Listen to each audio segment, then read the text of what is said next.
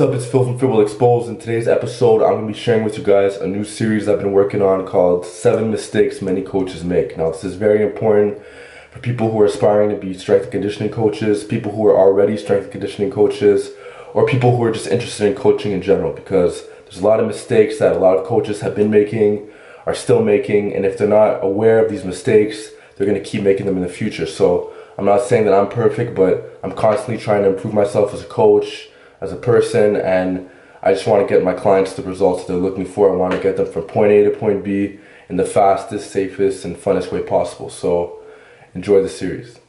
Okay, so on a side note, it's Thanksgiving in Montreal on Monday today, and I don't know when this video is going to be uploaded, but nonetheless, I'm just really happy, thankful, and just fortunate overall for the positive community that we've built up to date. And I know I already mentioned this in the 5,000 subscriber special, and we only had maybe 500 new subscribers since then.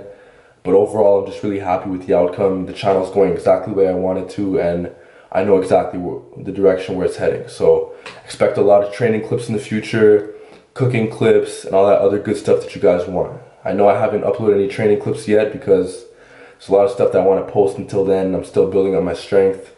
But overall, you guys are going to get everything you guys want and a lot more. So with that being said, let's get into 7 mistakes many coaches make, and enjoy. Okay, so the first mistake that many coaches make is choosing a career that they're not really passionate about. So you see it all the time. There's a lot of trainers, they feel like they're doing a chore, they train their clients, and when they get back home, they do nothing training related. They don't eat properly, they don't train themselves, they're not looking into new information on how to really tweak up their philosophies. They're doing everything except for their profession. And the way I see it is, if you want to be a really successful coach, you can't look at it as a 9 to 5, where it's just like you train your clients, you go to the gym and all this stuff, and then you come back home. And I understand that there has to be a balance with your life, but for the most part, it can't just be a 9 to 5 type of thing. You have to invest a lot more time, not because you need to, because you want to, because you want to get more information and you're just hungry for it. You're more passionate about it, you're obsessed about it, and you're going to notice that a lot of the coaches who can't stop thinking about it and they're just obsessed about the whole fitness world overall, they're going to have a lot more people gravitate towards them because they just have the spark and they have the hunger. Okay, so the second mistake that many coaches make is trying to train a target group right off the bat. What do I mean by this? Well, I understand that a lot of you guys would like to train elite athletes or bodybuilders at a high level, or just any athlete at a high level, but you have to understand that if you've never trained anybody before, you can't start by training these people right off the bat. In other words, you have to work up the ladder, you have to pay your dues, and you may not train the people who you want to train at all right away, but that's just how the game goes. You can't just start off with training elite athletes and elite lifters and stuff of that nature. So let's say if you want to train elite hockey players for your city, you may end up only training female high school hockey players at first. And there's nothing wrong with that. You have to pay your dues, and you're going to learn a lot of valuable lessons along the way, so just respect the process.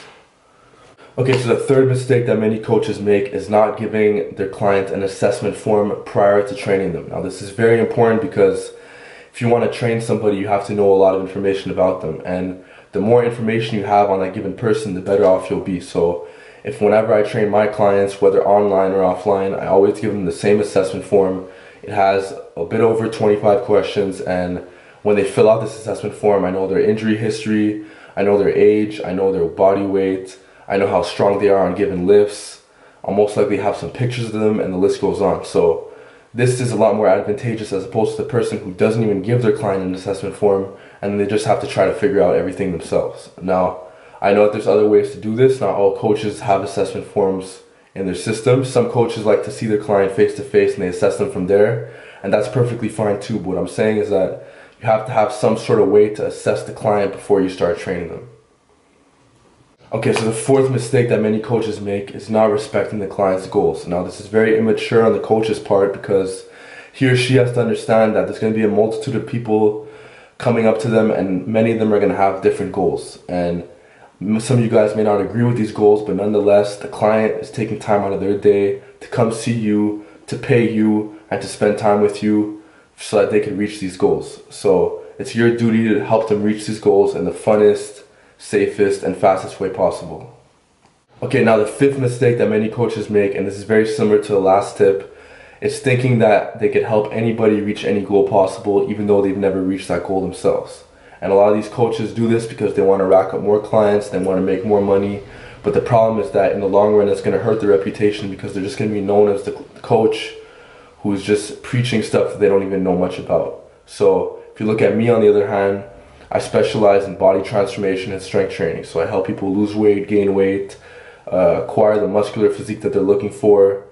And strength training wise, I help them get strong overall or strong in a very specific department.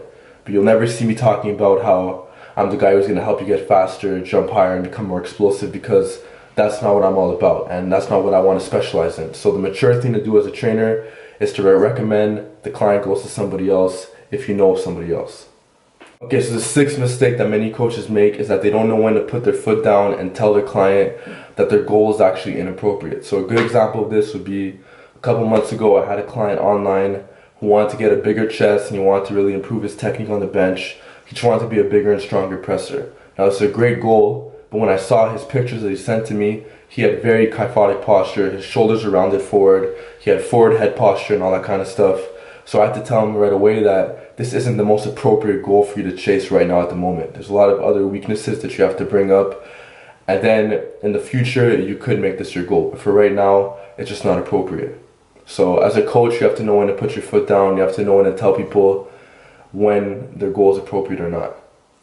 Okay, so the seventh mistake that many coaches make is not respecting when the client is in pain. Now, there's a lot of coaches out there who have this no pain, no gain mentality, but they have to be able to distinguish that there's a fine line between hard work without being in pain and actually physically being in pain. So let's say if your client just had a shoulder surgery, it wouldn't be the wisest thing to make them do heavy behind the neck presses. Or if your female client just had an ACL surgery, then sissy squats right off the bat wouldn't be the wisest option. So you have to know when to swap in and out exercises and when to prescribe the right lifts so that you're not actually hurting your client in the short and long run. Alright, so there you guys have it. 7 mistakes that many coaches make. I got a lot more episodes coming. It's just going to get better and better from here. Let me know if you guys learned anything. And with that being said, I'll see you guys in the next episode.